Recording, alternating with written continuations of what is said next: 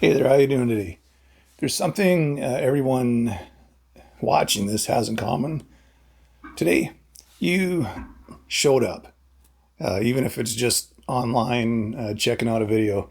And that might sound like a low bar, but these days that isn't necessarily a small thing.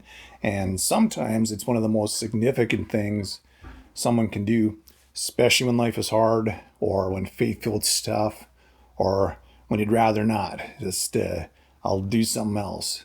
We got an enemy who doesn't want any of us feeling encouraged or lifted up or warmed up or having fellowship with other believers. I'm doing a series under the theme of holding on or pressing on, looking at people from the Bible, how they made it with God's help. Last week was Job. Job showed up, even when everything fell apart, even when his wife told him to give up, even when his friends made things worse instead of better, kept on showing up before God, kept on persisting in wanting an answer. And eventually God did answer him. Wasn't the answer he wanted, but God showed up in response to Job's persistence. And I'm going to talk about Joseph next week. He kept on showing up. He kept on being faithful even when he was betrayed time and time again. In the prison, sold into slavery, he kept on being faithful. Going to talk about Moses after that. He showed up reluctantly with excuses, but he picked up his staff and he went anywhere. And that's what holding on looks like most of the time. Not dramatic, just showing up time and time again. There's a passage in Hebrews that you probably know that could be a theme verse for the series. It's Hebrews 12:1.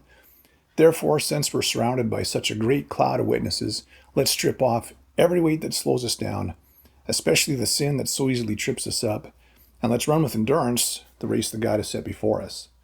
And that's Job, that's Moses, that's Joseph, that's every person that ever held on when they had every reason to just let go. They're not just historical figures in an old dusty book. They're witnesses. They've run this race. They know what the hard miles feel like. And they're cheering you on from this other side of the finish line. They're on the sidelines. They're at the finish line saying, you can make it. You can do it. Like, we ran this race. You can too. And that can be encouraging, isn't it?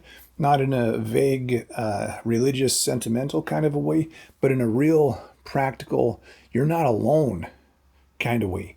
That whatever you're carrying right now, whatever hill you're climbing, whatever season you're in, you're not the first person to feel that way. And you're not the first person to ever wonder if you have what it takes to keep going. But you do, because God is with you. And God will help you. God will see you through. God will pull you through. God will carry you through. God will give you what you need when you need it. All these witnesses tell us you can do it. We made it with God's help, and so can you.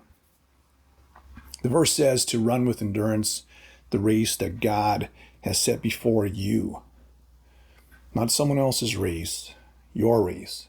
The one that God specifically marked out for you with your name on it, your circumstances, your gift, your history, your particular set of challenges, quirks, and callings. And he knows what you are able to take and bear and what he's equipped you to be able to do. So it's your race. You don't have to run somebody else's race, just your race. And endurance is the word. And it obviously doesn't mean running fast. It just means not stopping. Doesn't mean there's not a struggle. Like, sprints are easier. I've run both when I was younger. And endurance race is harder because you're like, well, sometimes, is it worth it to win here? But you just keep going. You put one foot in front of the other. You show up again on Sunday. You come to brunch. You open your Bible. You take in some encouragement from a video or whatever. You pray even when you feels like the words aren't going anywhere. You keep doing the small things to be faithful, even if nobody seems to notice it, because God surely does. And that's endurance. Another word might be faithfulness.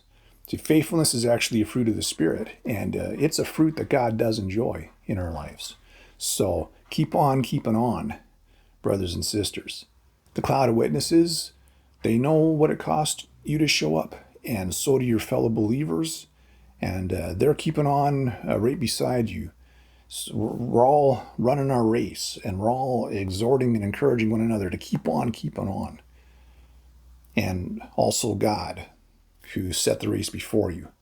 So Hebrews 12, let's run with endurance the race God has set before us.